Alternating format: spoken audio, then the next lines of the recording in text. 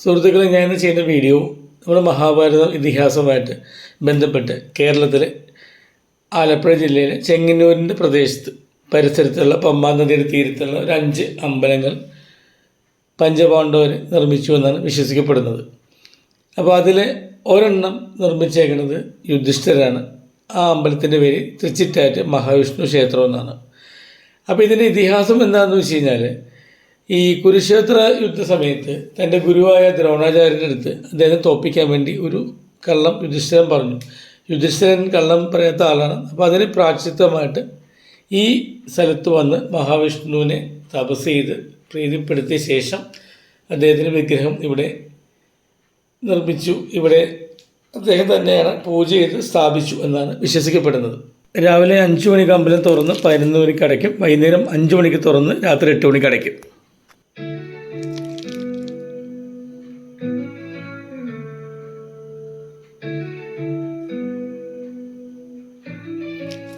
പക്ഷെ മറ്റൊരു ഇത് അനുസരിച്ച് പറയുന്നത്, മനുഷ്യരാശി തുടങ്ങുന്നതിന് മുമ്പ് തന്നെ പുണ്യനദിയായ പമ്പയുടെ കൈവരിയായ ചിറ്റാറിൻ്റെ തീരത്ത് ദേവന്മാർ നിർമ്മിച്ചതാണ് ഈ ക്ഷേത്രം എന്ന് വിശ്വസിക്കപ്പെടുന്നു.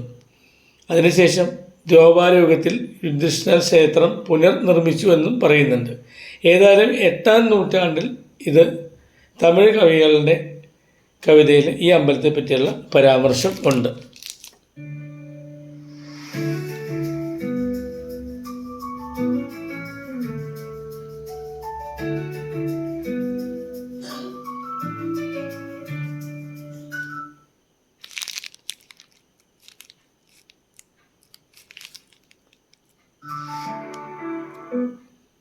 ഇപ്പോൾ നമ്മൾ ഷൂട്ട് ചെയ്തിരിക്കുന്നത് അമ്പലത്തിൻ്റെ പടിഞ്ഞാറ് സൈഡിലാണ്. അപ്പോൾ അവിടെ നിന്നുള്ളൊരു വ്യൂ ആണ് ഇപ്പോൾ കണ്ടത്. അപ്പോൾ അവിടെ ഒരു പ്രത്യേകത എന്ന് വെച്ചാൽ, ഇവിടുത്തെ ആൾക്കാർ പറഞ്ഞു ഈ ഒരു ആൽമരം 1000-ൽ മുകളിൽ വർഷങ്ങളുടെ പഴക്കമുണ്ടെന്നാണ് പറയപ്പെടുന്നത്. അപ്പോൾ ഇതിൻ്റെ ഒരു ഷോർട്സ് നേരത്തെ ചെയ്തിട്ടുണ്ടായിരുന്നു. ഇതിനോട് ചേർന്ന് തന്നെ ഈ 1.5 ഏക്കറോളം വരുന്ന കോമ്പൗണ്ടിലാണ് ഈ അമ്പലം ഉള്ളത്. നമ്മൾ കയറി വരുമ്പോഴാണ് അമ്പലത്തിൻ്റെ വലത്തെ വശത്താണ് അമ്പലക്കുളം സ്ഥിതി ചെയ്യുന്നത്. ആ പുഷ്കരണിയുടെ ഈ വിഗ്രഹം കഴുകിയെടുത്ത ശേഷം ശുദ്ധി വരുത്തിയ ശേഷമാണ് ഇവിടെ പ്രതിഷ്ഠിച്ചതെന്നാണ് പറയപ്പെടുന്നത്. ഇത് ശിവഭഗവാന് വേണ്ടിയുള്ള ചെറിയൊരു അമ്പലമാണ്. അത് പഴയ രീതിയിൽ തന്നെ ഈ അമ്പലവും ചെറിയ അമ്പലമാണെങ്കിൽ പണിതിരിക്കുന്നത്. അപ്പോൾ ഇത് അന്നത്തെ കാലത്തുള്ള കേരള ആർക്കിടെക്ചർ ശില്പകലയിലാണ് ഈ 5 അമ്പലങ്ങൾ ചെയ്തിരിക്കുന്നത്. അപ്പോൾ ഇത് 108 അമ്പലങ്ങളിൽ വളരെ പ്രാധാന്യമുള്ള അമ്പലമാണ് ഈ അമ്പലം. അപ്പോൾ നിങ്ങൾ പോയ ആൾക്കാർക്ക് അതിൻ്റെ ഒരു പവിത്രതയും കാര്യങ്ങളും അറിയാൻ പറ്റും.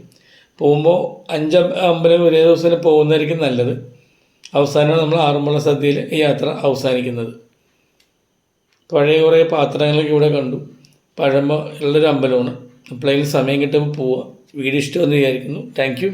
ബൈ.